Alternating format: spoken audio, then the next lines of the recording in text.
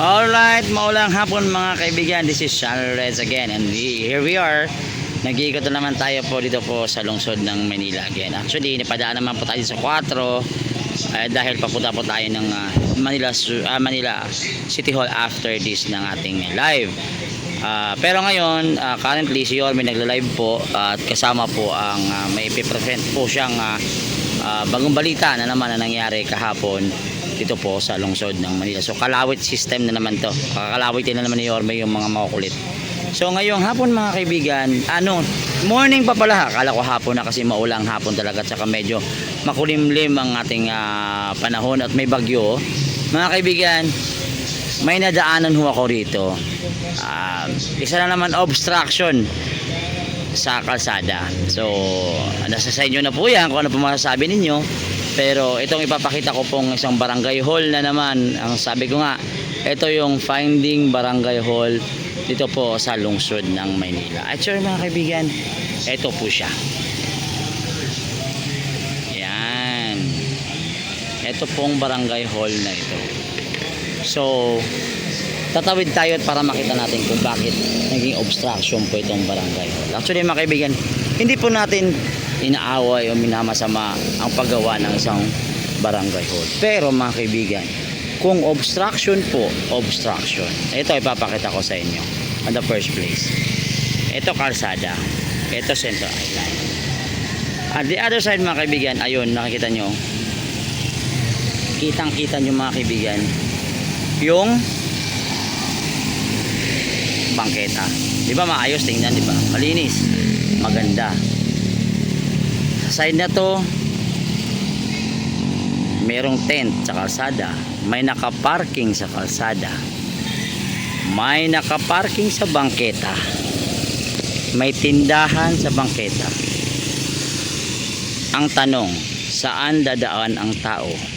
So sa direktiba po ni Yorme, kailangan ibalik sa tao ang bangketa kasi for safety purposes. Tama ho ako, di ba? Pero etong barangay 536, ayan nakita nyo, ay sorry, nawala tayo. Itong barangay 536, napaka perfect, ang ganda. Actually ang ganda ng barangay hall na to, in fairness napakaganda yung pagkagawa, bilib ako sa disenyo. Pero palpak naman ang tinayuan ng building na to. So kayo po makapagsasabi, di ba?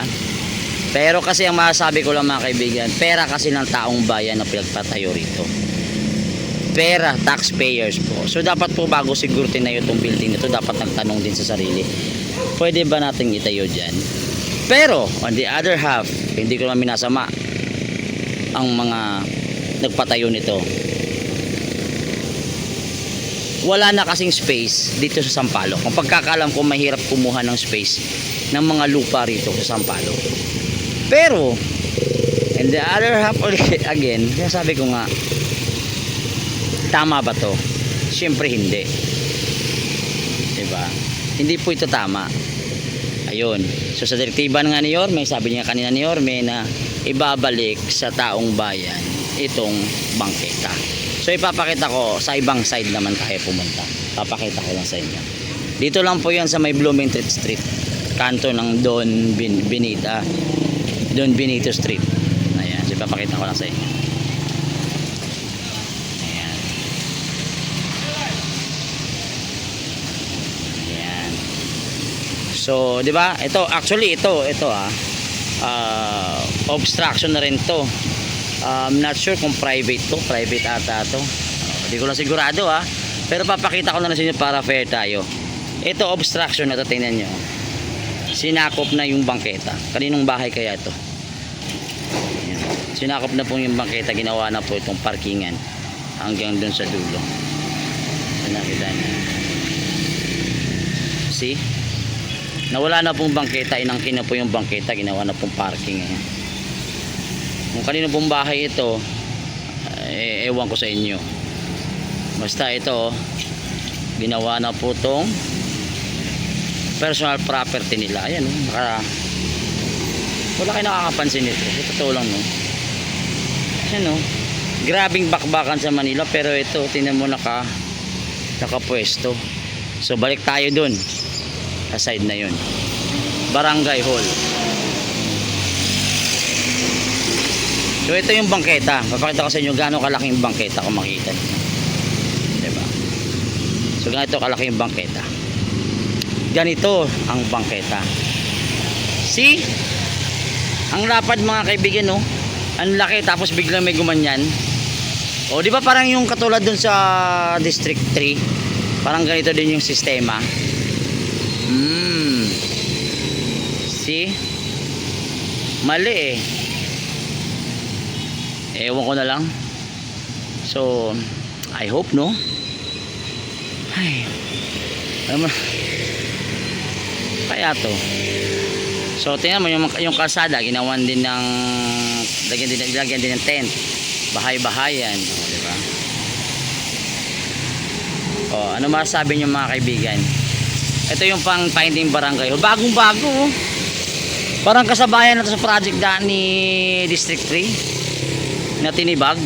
Parang ganito lang din yung tsura nun, oh, di ba? So tingnan yung bangketa mga kaibigan, oh. Ang luwag ng bangketa. Sa kabila din, oh, ganito din wala, oh. Ay, naku. Oh, ito naman maayos.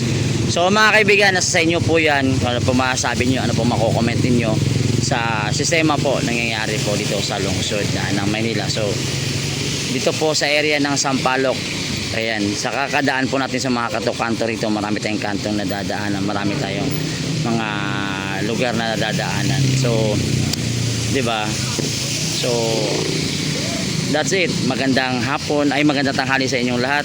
At nakita nyo po ang sistema dito po sa lungsod ng Manila. Ganito pong nangyayari. Marami pong nangyayari ganito. So alright, magandang morning. Ayan. Idol, saan yan? Nagbablog tayo, idol. Ano? Nagbablog na tayo. Para saan? Finding Barangay Hall. Alam nyo na naman. Kamusta? Balita. Good morning. Good morning. Saan kayo? Ikot kayo? Bata nyo lang ako, ha. Mga kaibigan, so ayan, galing po sa barangay yun. Ayan. So ayan, pinapakita ko lang po sa inyo yung sistema po dito sa lungsod po ng Manila na yan. So natatanong nga sila kung saan yan. Sabi ko, barangay, finding Barangay Hall. Alam nyo naman, sinabi ko alam nyo naman, mga kaibigan, alam nila, matik na yun. So mga kaibigan, yung itsura po dito ng lugar maayos po yung Center Island. So ang problema ito talaga,